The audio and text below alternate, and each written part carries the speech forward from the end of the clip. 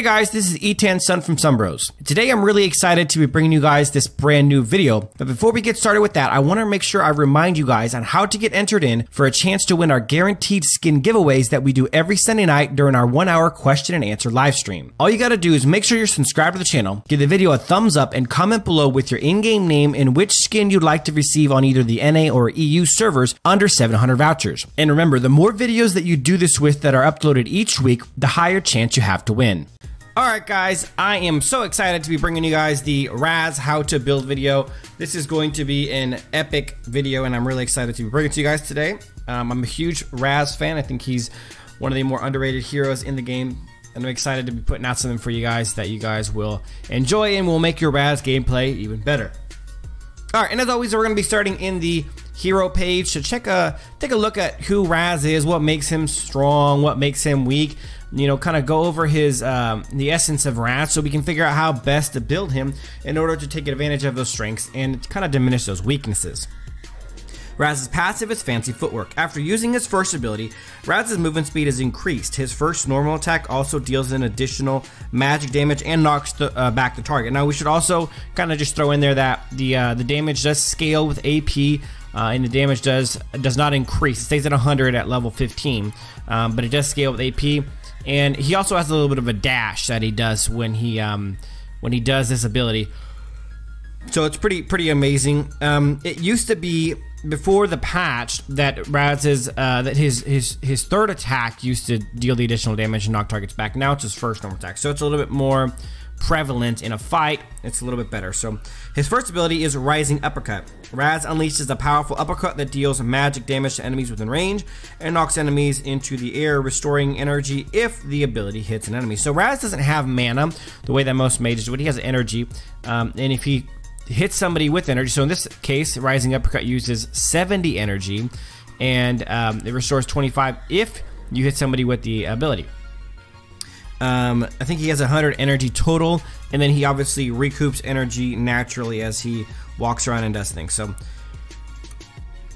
additionally, the cooldown reduction on, the cooldown on Rising Uppercut starts at 10 seconds at level 1 and goes down to 6 seconds at level 6. It's a pretty good decrease. His second ability is Power Surge.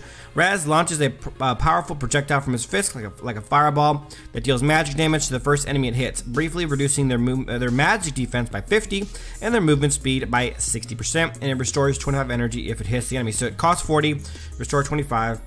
The cooldown goes from 4 to 2.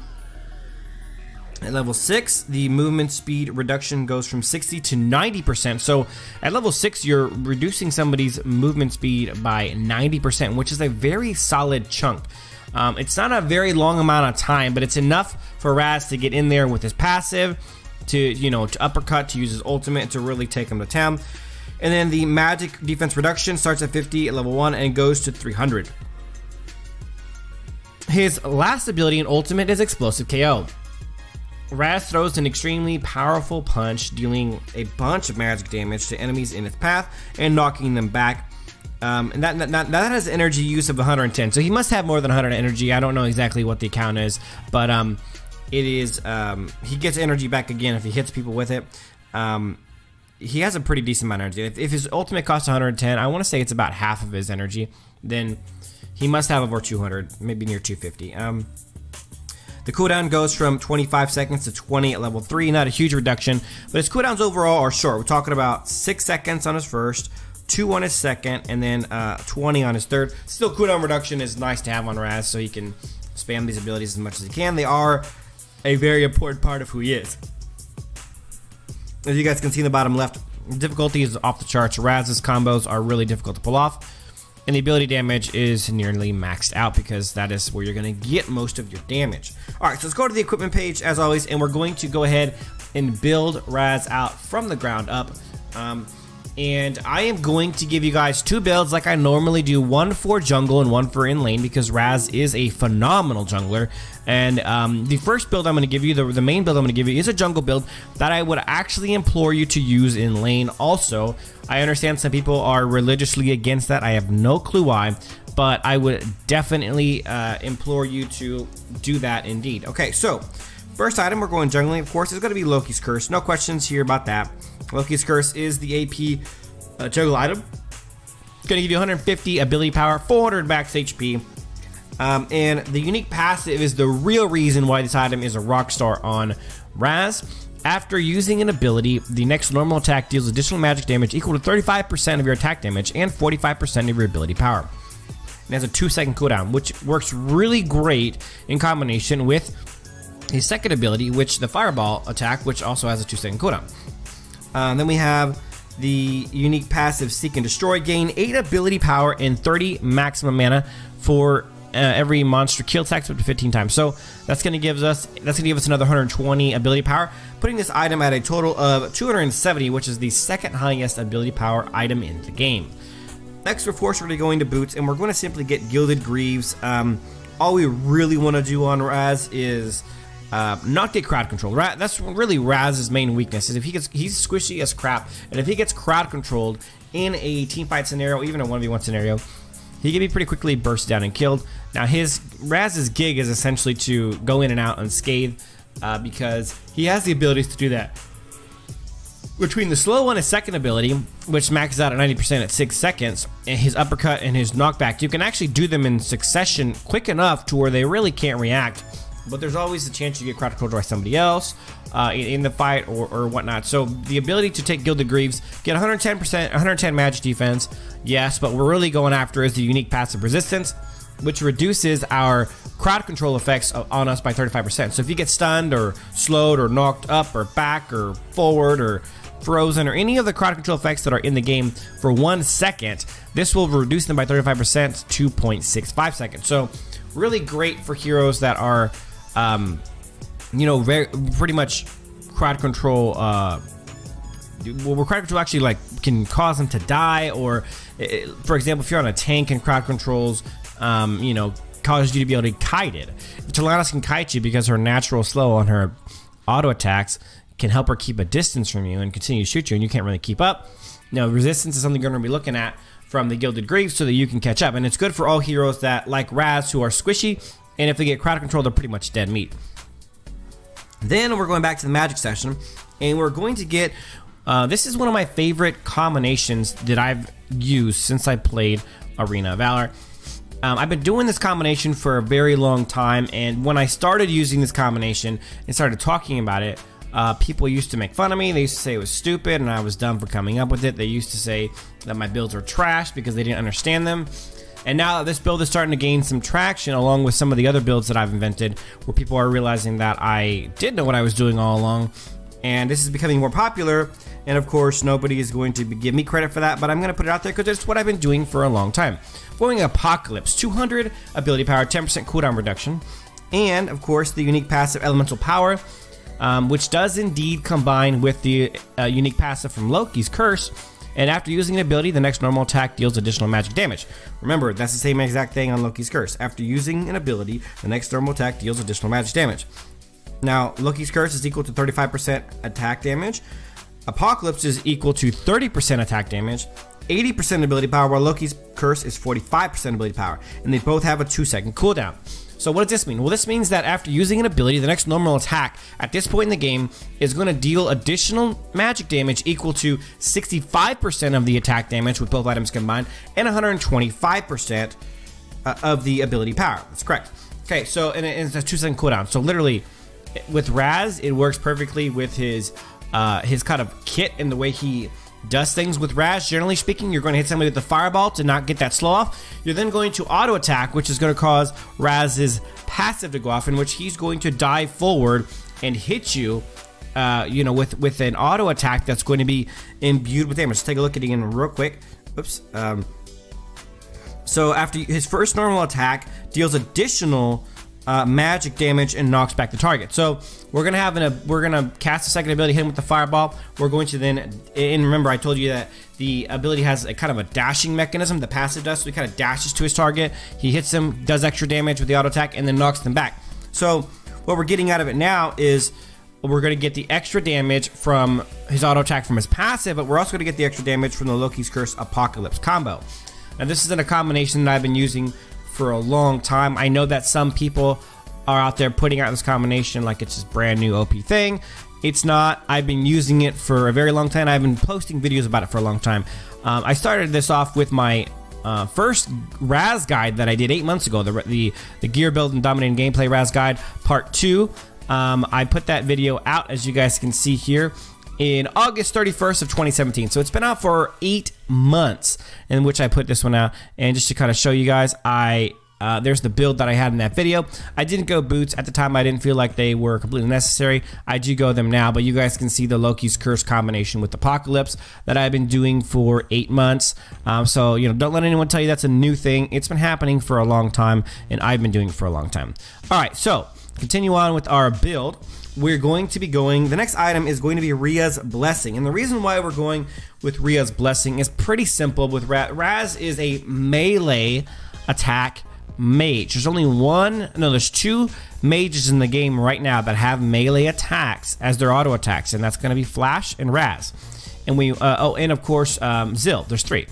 So the reason why, there's probably more. Let's be honest. I think Ari is another one. So there's a few of them. They're all assassinish types heroes. Okay, so Rhea's Blessing gives you 140 ability power, 10% cooldown reduction. So that puts us at 20% cooldown reduction now. And then the first unique passive is Life Shield. Let's see, we get gains a shield that absorbs a bunch. So it's 450 plus 50 per level.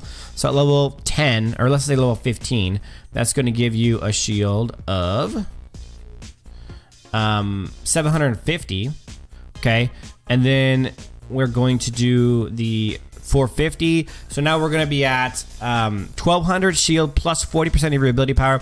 The build's going to give us a pretty decent amount of ability power. So the shield's going to be really big. I mean, the point is the shield's going to be well over 2,000 or right around 2,000 damage. I'm not going to count it up right now, but when your damage falls below 40%. So when your damage falls below 40%, you're going to get a big old shield on Raz that's really going to help you be safe. And we talked about, you know, Raz is an up close and personal hero. He can be crowd controlled and he can be bursted down. Now this shield is going to be a get out of jail free card that he gets every 75 seconds. The shield lasts for 4 seconds. It is going to definitely save his life at some point every game when he gets caught out a little too far, or he gets caught with crowd control when he's trying to do his abilities. Big time saver. Now the other part of that is that the second unique passive is Magic Lifesteal of 25%. So we're going to be getting 10% Lifesteal from our Magic Lifesteal from our Arcana also. So that's going to give Raz a total of 35% Magic Lifesteal, which is going to be really solid. And the reason why that's so great on him is because he gets it on all his abilities, as well as his empowered auto attacks via his passive and the Loki's Curse Apocalypse combo passive. So it's a really solid thing on him. He's going to be stealing a ton of health back during the course of a game. We'll do the math at the end of the build to kind of give you an idea of exactly how big the shield's going to be, how big the auto attacks that you can expect are from all this extra damage, as well as you know, the life steal you're going to be able to get. So, but let's go ahead and continue with the build. The next item we're going to be doing, of course, is Staff of Null. And I'll tell you the reason why we're going Staff of Null with him here. 100 ability power, of course, you want 180 ability power. That's obviously not in question. Ability power is going to help him do more damage. That's what a mage assassin does. 10% cooldown reduction, great. We love that. Now we're at 30%. We can do his abilities even faster. Phenomenal. But the unique passive Magic Pierce of 40% is going to be really the reason why. And that isn't necessary for every hero out there. But for Raz, it really seems to be to give you more than it does for your average hero. And with Raz being really up personally in your space and going to town on you with this ability, it's just really helpful to have. With the auto attacks that are in you know, that do extra damage, it's really good. It actually works on the passives of Loki's Curse and of Apocalypse also, because it is magic damage. Any magic damage you put out, whether it's on those enhanced auto attacks or it's from any of his abilities, it's going to deal more damage with Magic Pierce. Now, there's a caveat to this, and I'm going to talk about it after we're done with the build of when you don't want to take Staff of Null. We'll discuss that afterwards. I find that more often than not, though, this is kind of a necessity. Next, we're going to be going Hecate's Diadem. It's kind of a must-have item on any mage in the game. 200 ability power, solid, but the unique passive Warlock, which gives you your ability power plus 35%, is really good to have. And then the unique passive of Magic Pierce is also good. So we're gonna get 75 Magic Pierce. It's a little bit extra just to give us an extra flat amount. Now, this is the build that I'm gonna be throwing out there. I think with Raz, it's really, really solid. Now, I'm going to give you an alternative build. If you really don't have anyone on the other team who's really trying to stop you by building magic resistance, then you're going to want to not buy Staff of Null, and then you're going to buy Hecate's Diadem second, and you're going to buy Holy of Holies last. If you don't have an issue with someone who's really trying to stop you with magic resistance, this is a build that's going to do overall more damage. Especially if you're finding yourself fighting with off tanks or warriors that are building magic resistance, you know, then you're going to want to build Staff of Null. If not, this is the build. The one I'm putting out there is going to be this one. I think I found overall this is the more frequently useful build for Raz. It's very similar to the build I have on the Flash. They are very similar heroes, and that's kind of the reason why I did that. Now, a couple things I want to note. I do want to do some math now. And if you build it this way, I would sell the boots to buy Holy Holies. I mean, that's the next progression in that scenario. Okay, so let's do a little bit of math on how hard we're going to be hitting. So I did some testing earlier. The passive at full build. Now you guys remember the passive is the enhanced auto attack on the first attack. I've done some math. The passive is going to be hitting on full build for about 1200 damage, magic damage. You know, not including any sort of magic resistance. Now, let's get our calculator out and see real quick how much we're going to be doing with our damage from all of our gear with the Loki's Curse Apocalypse combo. So we have 150 ability power from Loki's Curse. That's going to obviously go up 120 because of the passive to a total of 270. Then we're going to add in Apocalypse, which is 200. And we're going to be adding in Rhea's Blessing at 140. And then we're going to be adding in Staff of Null at 180. And then, of course, last but not least is Hecate's Diadem at 200. And then we're going to be multiplying this times 1.35 to make sure that we're giving the 35% effect from Hecate's Diadem. And that's going to give us a total of 1804 ability power. Okay, so that is our ability power with this gear set with some really great... I want to do the math one more time, just double check. So we're going to do 270 plus 200 plus 140 plus 180. I think my math got messed up there along the way. Plus 200 times 1.35. All right, 1336. That's more like it. So 1336 is the total attack ability power that we have from this, not including Arcana. We will get some from Arcana. We'll do the math on that also. Actually, let's do the Arcana first. We'll give you the math on the Arcana. That way we can do it all at once. So let's go Arcana. Now, this is what we're going to be buying on Raz to best make use of all these abilities. Number one is Violate. We're going to be getting 4.2 ability power, 2.4 Magic Pierce. So this is going to put our Magic Pierce even higher, which really, you know, helps on the need to build. It helps on not needing to build Staff of Null, rather, and needing to build, and instead building Holy Holies route. Now, you could always sell Staff of Null to buy Holy Holies, or vice versa, depending on the situation that you run into. So, but Violate is the first one. Then we're going to be going to the purple, and we're going to be buying Devour, which is 2.4, or 2.4 ability damage and 1% magic life. So that's 10% magic life steal we're going to get. That's going to put us at 35%. We're getting some more ability power.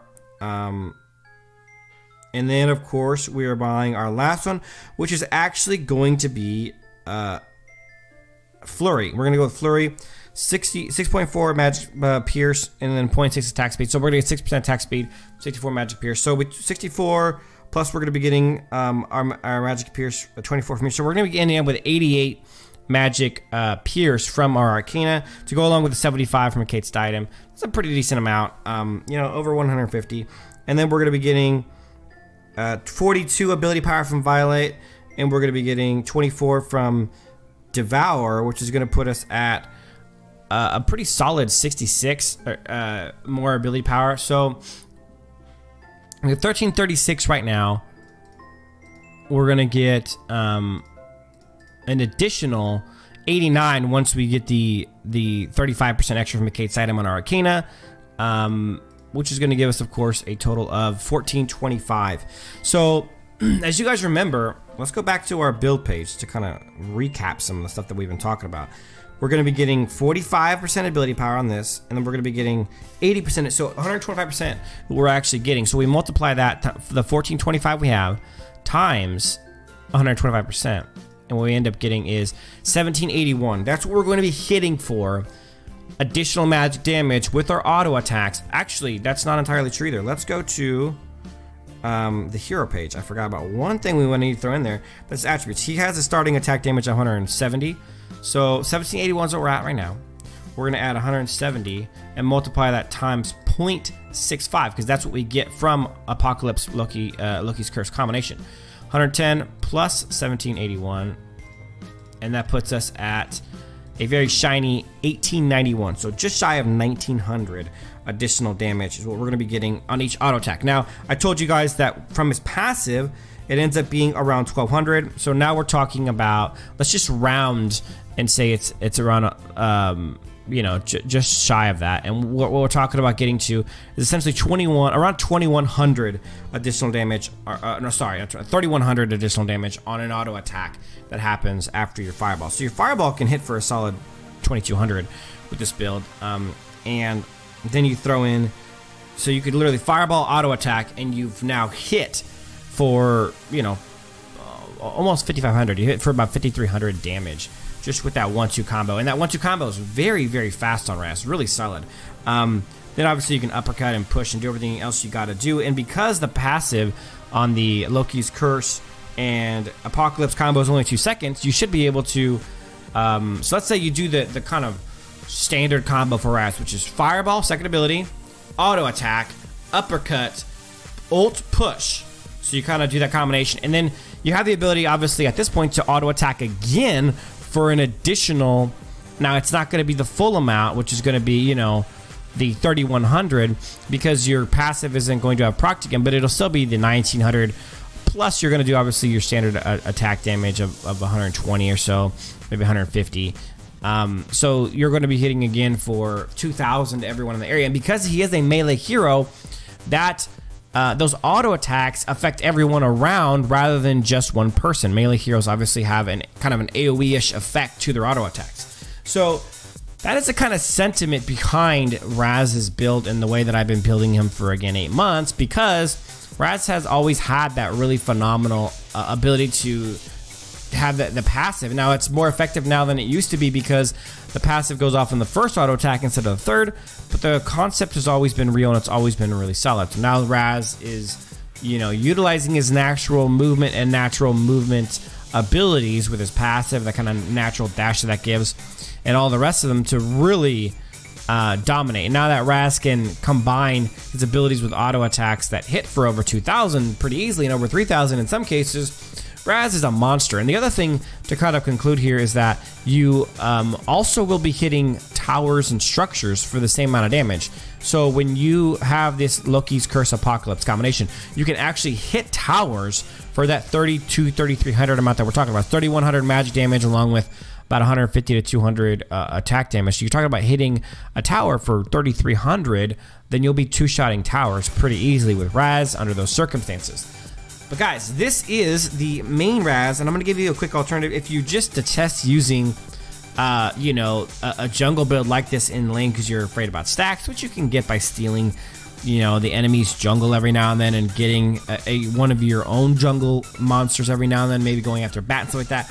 It's doable, and I don't understand quite why people wouldn't want to take this build. But if you really want to use something alternative, then this is build 2, which is going boomstick instead of a Loki's Curse. Now this is just, this build changes the approach to the game entirely, where you're more of a poke hero who can jump in and finish people off, rather than a high damage, in your face, crowd control, you know, boss who really does insane damage. So this is it, guys, though. This is the build that I'm telling you will change your Raz life. It's a build that I've been doing for 8 months with some, you know, some changes, but for the most part it's remained the same. But guys, I am so excited. And remember, an alternative to this build, which I'll put it on page 1 here for you guys, is, and I believe 100% this is also a good build, is this one right here. So this is really giving you 3 builds. This is your max damage to squishies, regardless of magic resistance that any tanks might take. This is your in-lane build if you really don't want to do the other one. And this is your build you're going to do for all-around great gameplay against, you know, so you can bully warriors, tanks, as well as squishies. So, alright guys, that is it for this one. I hope you guys enjoy the Raz How to Build video. And, you know, I hope you guys enjoyed the Loki's Curse Apocalypse combo, which, again, I was called stupid for and for trying, and, you know, just I didn't know what I was doing or talking about. And everyone is doing these builds, of course, because they've always made sense. But guys, thanks for watching. I hope you guys enjoyed the video. And as always, until next time.